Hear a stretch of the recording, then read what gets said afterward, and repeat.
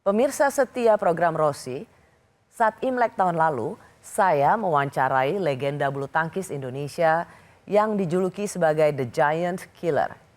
Tan Yu Hock, ia adalah pahlawan bulu tangkis Indonesia karena menjadi orang Indonesia pertama yang menjuarai All England pada tahun 1959 dan meraih medali emas Asian Games pada tahun 1962. Dia juga bagian dari tim yang pertama kali membawa pulang Piala Thomas tahun 1958 untuk Indonesia. Meski berprestasi sungguh gemilang, motivasi utamanya bukan uang, tapi nasionalisme. Juara All England, juara Thomas Cup, Bapak mengatakan bahwa karena itu tidak saja sekedar juara, tapi nasionalisme yang ditanamkan oleh Bung Karno. Ini ada gambarnya. Betul. Bapak foto dengan Bung Karno. Karena beliau itu bukan olahragawan, mungkin nggak pernah lah, ya. Tapi begitu memperhatikan kepada kami ini, ditanamkan itu rasa nasionalisme itu luar biasa. Jadi orang kan tidak bisa hanya dikit-dikit kasih uang. Zaman dulu nggak ada, Pak Rossi. Tanamkan. Belakangan saya baru sadar bahwa di atas segala-galanya itu adalah nasionalisme. Itu yang saya senang itu.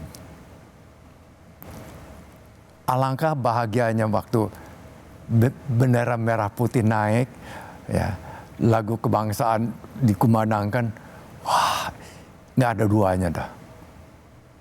Bung Karno kalau nggak salah, saya membaca artikel tentang Pak Tan, Bung Karno pernah ngasih hadiah uang kalau nggak salah Pak Tan, karena Pak Tan itu juara dunia.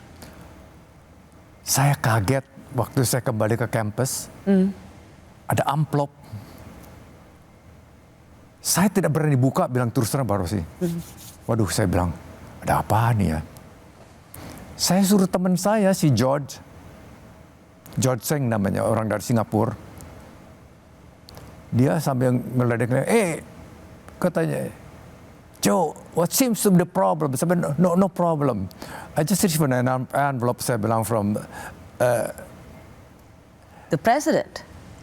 Not the president, from Indonesian Embassy. I said, open it for me, please, George. Dia sambil ketawa-ketawa. Dia bukain pelan-pelan. Begitu dilihat, cek $1.000. Zaman itu? Zaman itu. Tahun berapa tuh Pak? 50? Bukan, 61. 61. Tahun 61 $1.000 itu besar. gede banget. Ya, mobil Impala aja baru $2.000. Bapak dapat $1.000 itu per month tiap bulan. Jadi saya bilang, aduh, enggak lah, saya kembaliin. Serius, dibalikin? Balikan. $1.000 masa itu, tahun 60-an. Iya. Itu bisa mungkin kisarannya 500 juta, 700 juta, mungkin 1 miliar masa itu. Bayanginnya itu tiap bulan $1.000. Kenapa ditolak? Zaman dulu orang itu nggak itu. Saya bilang, saya istilahnya diangkat saja, disayang sama Bung Karno, saya sudah senang. Kenapa mesti saya sudah cukup, saya dikasih makan 3 kali sama universitas saya.